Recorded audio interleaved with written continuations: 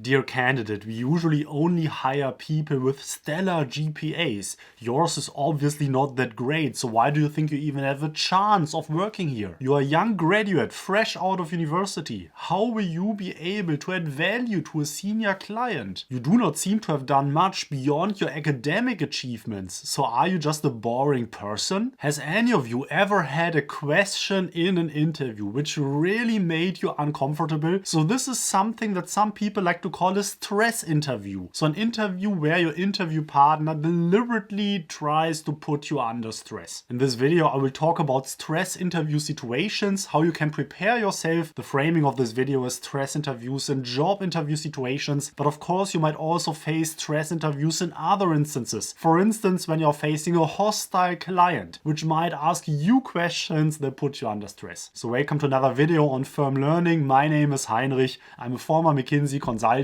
and on my channel I try to help you to become successful in the first years of your career. The video will be structured in the following way. So first I will provide a bit of context on stress interviews. So do these really happen? Is this what you need to expect when you sit in a consulting interview, or maybe also in an interview for another type of role or position in another company? And then I will share 3 tips or reflections of how I think about stress interviews and what you can do to prepare and handle these situations in the best way. So let's first talk about the context. Does this really happen? Will you need to sit in a stress interview when you apply to consulting? And here the good thing for you is actually that many firms have policies to not do this. So I know, at least for Germany, that the MBB firms, so McKinsey, BCG and Bain, usually do not do job interviews for their interview situations. Though of course the truth is also that interview cultures differ by region and of course also by firm. So it might be that in some firms you are facing these situations, and for sure outside of consulting there are firms where this is taking place. So you better be prepared, because even for MBB firms, often especially the later stage interviews are conducted by partners or senior partners, and they do have some flexibility of how to conduct these interviews.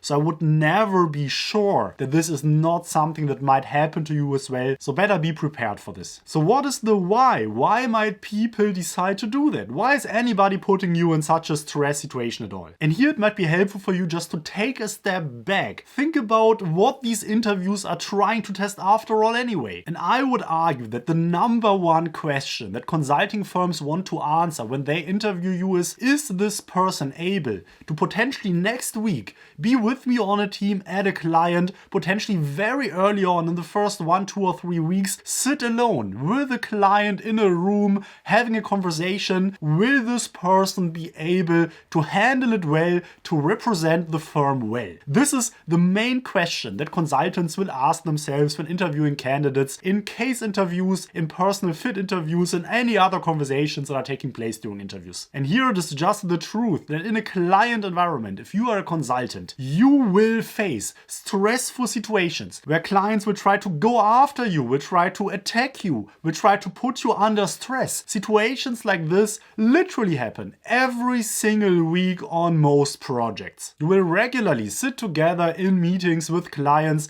where these clients might have a different agenda than you have. Maybe they don't like the project. Maybe they have a general bias against consultants. Maybe they don't like you. And they will take everything that they find to make you look bad in front of others, to put you in a stressful situation, to question your competence, to question your work results. And of course, this is not only the case as a consultant, but things like that happen in almost every company. This is what is called politics after all, right? But I would argue that as a consultant, you're a little bit more prone to situations like this compared to other people who are just regular employees of that company. And now to close the circle, right? This is the reason why this might be tested in interviews. The interviewer might be interested to see how you react if somebody tries to put you under pressure. So this is why it's done. This is why it's tested. And this is now a great transition to my 3 reflections and tips on how to handle these situations. And my number 1 tip is to understand the intention. Why are people doing this? Because many candidates, if you are in an interview situation with them and this is happening to them, they feel personally attacked. They feel like, oh, this interviewer does not like me. Apparently this interviewer doesn't want to hire me. And they instantly get nervous, get defensive and so on. But this is of course not the intention in almost all of these situations. In the vast majority of cases, you can assume your interviewer to be a professional after all. Because indeed, think about it. The fact alone that you are sitting in the interview means that you passed the first screening, right? So the CV screening. So clearly your CV is considered good enough to work at this company. So if any interviewer is implying that maybe your GPA, just to pick this example, is not good enough for the job, obviously he or she cannot be serious, because otherwise you wouldn't have been invited to the interview if your CV would not have been good enough on paper. So tip number one, understand this. This is not about an attack, but it's a test. Understand the intention of why this is happening. Now my second reflection is on what to do. So how should you respond to that? And here I say that even more important than what exactly you say is how you say it. Many people who get such a question will instantly turn defensive. They will be nervous. They suddenly will start to speak much faster. Their head will turn red and so on, right? And of course I understand that this is very difficult, and especially in a stress situation that an interview per se already is. If then you're facing such a thing, it's really difficult to control yourself. But the first step to improve is to at least intellectually understand what you should avoid. And for sure, do not be defensive. Do not perceive this to be an attack, but rather try to continue the conversation in the very same tone of voice, in the very same body posture, just as you behaved before this question was asked. Because after all, this is exactly what ideally you would be able to do in front of a client as well. You don't want the conversation to escalate into any weird direction. Whenever you get a comment that potentially catches you off guard, you want to be perceived as handling this professionally, as finding a very calm and to the point answer to that, and not instantly getting nervous. And this is exactly the confidence that you should at least try to radiate. So if you are able to do this, this is almost already everything that then the interviewer will be looking for. And then of course try to also say a couple of things that make sense. Now again, the GPA example, when somebody is accusing you of the GPA not being good enough, you can just say that yes, you acknowledge that potentially other people might have higher GPAs, but you still believe, right, that you have other things that you can bring to the table. Then maybe you can mention a couple of other achievements in your academic life or in other areas of your life that from your perspective might compensate for that. Again, I strongly hold that what exactly you say isn't even that important, but rather how you say it. But before we jump into it, I want to introduce you to the sponsor of today's video, and this sponsor is Skillshare. Skillshare is an online learning community with thousands of classes for creative and curious people. You can explore new skills, deepen your passions, and get lost in creativity. There are classes on marketing, personal branding, presentation skills, and many more. All of these are topics that are highly applicable to a career in consulting, banking, or corporate. And the best thing is that I made a slide writing class for Skillshare, so you can access and enjoy it as a Skillshare member. Personally, I recently took the class Productivity Masterclass, Principles and Tools to Boost Your Productivity, from the fellow YouTuber Ali Abdaal. It's a great class. It taught me many new aspects of productivity, and I very much enjoyed how he applied the Pareto principle or the 80-20 rule to productivity. Classes on Skillshare are specifically curated for learning. There are no ads. They're always launching new premium classes, so you can stay focused and follow wherever your creativity takes you. And the best thing is that it's less than $10 a month with an annual subscription. Skillshare created a special offer for subscribers of this channel from learning, and so the first 1,000 subscribers of me that click on the Skillshare link in the video description will get a free trial of the Skillshare Premium membership. I hope this helps you to explore your creativity. Check it out, link in the video description. And now my third tip is practice,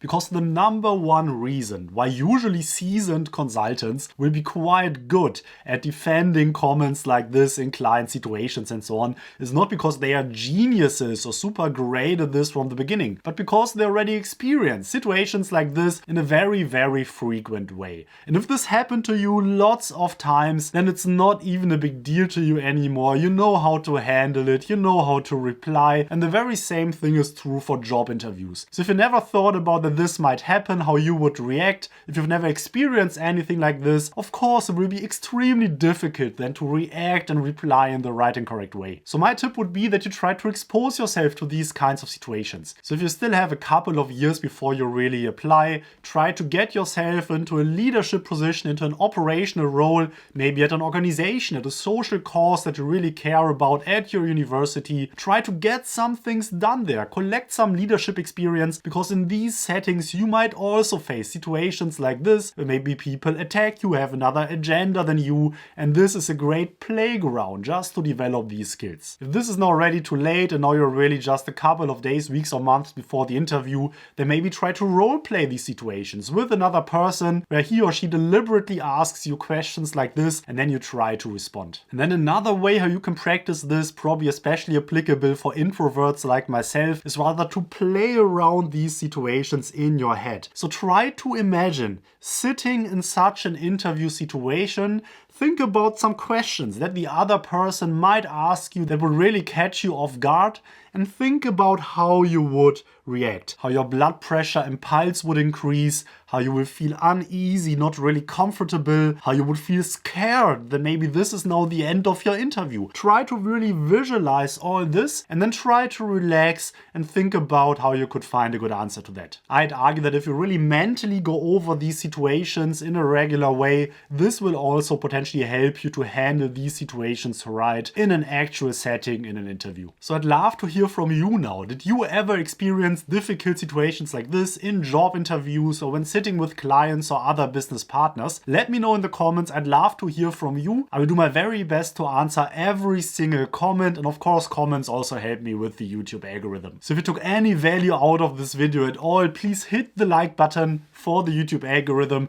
and also subscribe to this channel to stay up to date on all my content. I'm releasing weekly videos every single Saturday. Also have an Instagram, my handle is Firm Learning, so check that out as well if you're interested to see more from me. And I also want to say thanks again to the sponsor of this video, Skillshare. So check out the link to Skillshare in the video description for this free trial period. And of course, as always, a big thank you to the members of Firm Learning. You're really helping the cause of this channel, so thank you so much for your support. So again, next video will come out next Saturday, so thank you all, have a good weekend. This is Heini from Firm Learning. Cheers.